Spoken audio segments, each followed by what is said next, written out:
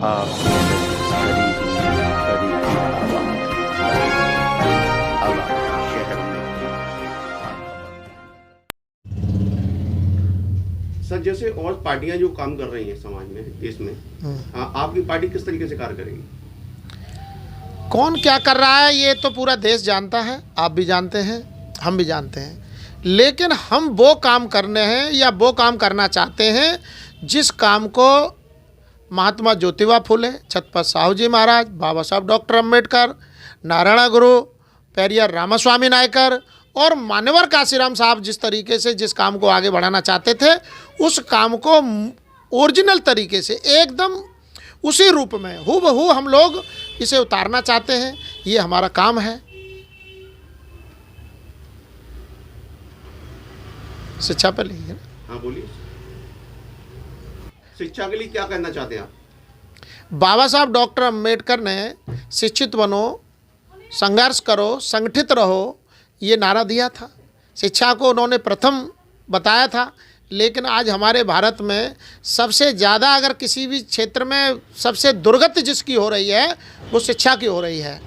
क्योंकि हमारे भारत के जो नौजवान हैं, जो उनसे पहले जो छोटे छोटे बच्चे होते हैं, नौजवानों से पहले जो छोटे छोटे बच्चे होते हैं, जहाँ से शिक्षा शुरू होती है, वहाँ बच्चों को शिक्षा नहीं दी जा रही। शिक्षा इस बात की दी जा रही है कि भिक्षा कैसे मांगें।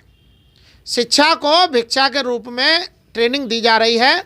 और हम बाबा साहब डॉक्टर अम्बेडकर ने भारत आज़ादी के समय देश के तत्कालीन प्रधानमंत्री जवाहरलाल नेहरू से कहा था कि हम भारत में शिक्षा का राष्ट्रीयकरण चाहते हैं और इस देश के बच्चों को फ्री एजुकेशन, हॉस्टलाइज एजुकेशन की व्यवस्था देना चाहते हैं। ये हमारी सरकार करे। तो जवाहरलाल नेहरू ने कहा था कि अभी हम लोग इस हालत में नहीं हैं, इस लायक नहीं हो पाए हैं कि फ्री एजुकेशन और संपूर्ण भारत में हॉस्टलाइज एजुकेशन दे पाएँ, शिक्षा का राष्ट्रीयकरण कर पाएँ। तो बाबा साहब ने कहा था कि कितने दिन में कर सकते हैं? तो उन्होंने कहा था कि 10 वर्ष के बाद हम कर सकते हैं।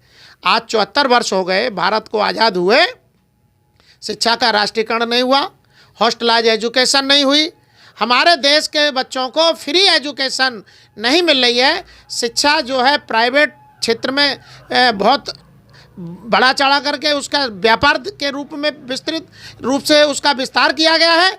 लेकिन जो गवर्नमेंट एजुकेशन है, सरकार के द्वारा दी जाने वाली एजुकेशन है, वो एक ट्रेनिंग है भीख मांगने की, भिक्षा मांगने की। आज हमारा जो घर से बच्चा जाता है वो शिक्षा प्राप्त करने नहीं जाता, सिर्फ स्कूलों में मिड डे मील के रूप में मध्याह्न भोजन की मतलब खाने की मात्र वो वानगी पूरी करने जाता है।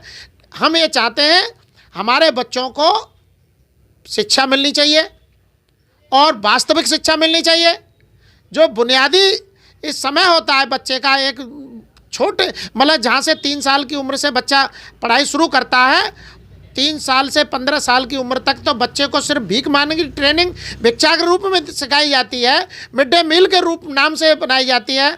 जो लोग शिक्षा देने का काम करते हैं, मास्टर लोग हैं, उनकी नियुक्ति के लिए इतनी कड़ी टेक्निकल परीक्षा और वो सारा दुनिया भर का उन्होंने जो प्रोपेगेंडा किया हुआ है। जब शिक्षक की भर्ती के लिए इतना प्रोपेगेंडा है, तो जो प्रोपेगेंडा शिक्षक की भर्ती के लिए होता है, तो उस शिक्षक को शिक्षा देने क्यों नहीं दी जाती? शिक्षक को शिक्षा नहीं देने दी जा रही है। उस शिक्षक से सिलेंडर मंगवाया जाता है, उससे आलू मंगवाए जाते हैं, आटा मंगवाया जाता है, कैसे मिड डे मील बनेगा सारी व्यवस्था शिक्षक करता है। लेकिन जिस शिक्षक को शिक्षा देने का काम करना चाहिए, उस शिक्षक को शिक्षा देने नहीं दी जाती। ये सरकार की ये ऐसी नीति है और ऐसी उनकी जो पॉलिसी है कि हमारे बच्चों को वास्तविक शिक्षा न मिले, हमारे लोग बच्चे शिक्षा से वंचित कैसे हो, इस बात की पॉलिसी सरकार में बैठे लोग, पार्लियामेंट और विधानसभाओं में बैठे लोग ऐसी पॉलिसी बनाते हैं। हम ऐसे पॉलिसी की, ऐसी नीति की निंदा करते हैं। हम बाबा साहब के जो सपना था, बाबा साहब का सपना था देश को शिक्षा का राष्ट्रीयकरण के रूप में फ्री एजुकेशन, हॉस्टलाइज एजुकेशन समान रूप से प्रधानमंत्री जी का बच्चा हो चाहे हमारे सामान्य एक मजदूर का बच्चा हो, देश के राष्ट्रपति से लेकर के सामान्य मजदूर के बच्चे को इस भारत के अंदर समान शिक्षा मिलनी चाहिए। ये उनका मौलिक अधिकार है। ये भारत सरकार की नैतिक जिम्मेदारी भी है, लेकिन भारत सरकार अपनी नैतिक जिम्मेदारी को नहीं निभाती, राज्य सरकारें अपनी जिम्मेदारी को नहीं निभाती, और जो मौलिक अधिकार है शिक्षा का, उससे हमारे देश की जनता को और हमारे बच्चों को वंचित किया जा रहा है। हम इस दिशा में ज़बरदस्त काम करेंगे, लड़ाई लड़ेंगे, और हम चाहते हैं, मीडिया के माध्यम से भी अपील करते हैं और पब्लिक में जाते हैं, जहाँ भी हम लोग बात करते हैं, हमारा पहला फोकस शिक्षा पर रहता है। हम चाहते हैं कि बाबा साहब का सपना था कि शिक्षा का राष्ट्रीयकरण हो, सब बच्चों को समान रूप से शिक्षा मिले। हम उस मकसद के लिए खुद भी काम करेंगे और भारत सरकार से इस बात के लिए हम हर तरीके से लड़ाई लड़ेंगे, दबाव बनाएंगे, और बना भी रहे हैं। हमने जब भी किसी भी क्षेत्र में किसी भी मौके पर हम हमेशा इस बात को कहते हैं कि भारत में शिक्षा का राष्ट्रीयकरण हो, समान रूप से शिक्षा प्रणाली लागू हो, और फ्री हॉस्टलाइज एजुकेशन प्रत्येक बच्चे को मिलनी चाहिए। ये उसका मौलिक अधिकार है और सरकार की जिम्मेदारी है, नैतिक जिम्मेदारी है कि प्रत्येक बच्चे को, हमारे देश के जो भविष्य है उसको समान रूप से शिक्षा मिलनी चाहिए। लेकिन ऐसा नहीं हो रहा, इसके लिए हम बेहद चिंतित हैं और इस पर काम कर रहे हैं। जैसे देखा गया अक्सर बहुत सारे भोजन बैठ के लोगों ने सही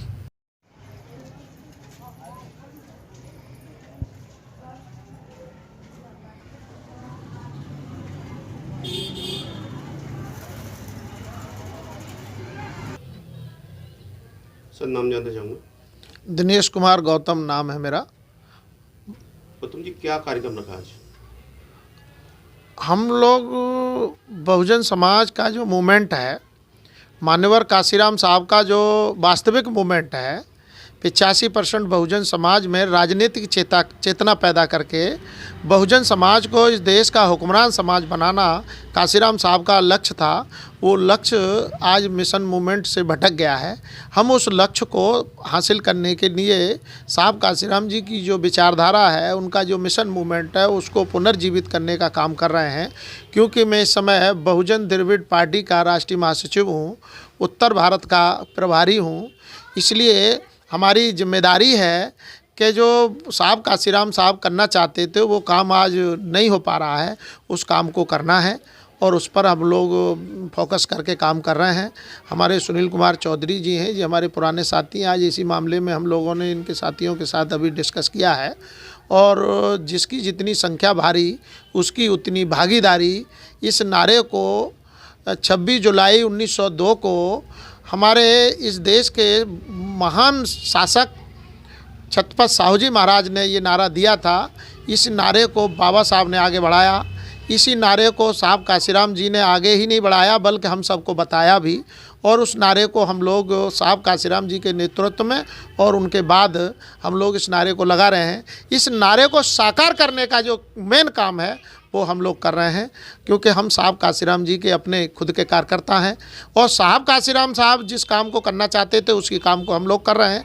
और क्योंकि जो काम काशीराम साहब कर रहे थे उस काम को बाबा साहब अधूरा छोड़ के गए थे।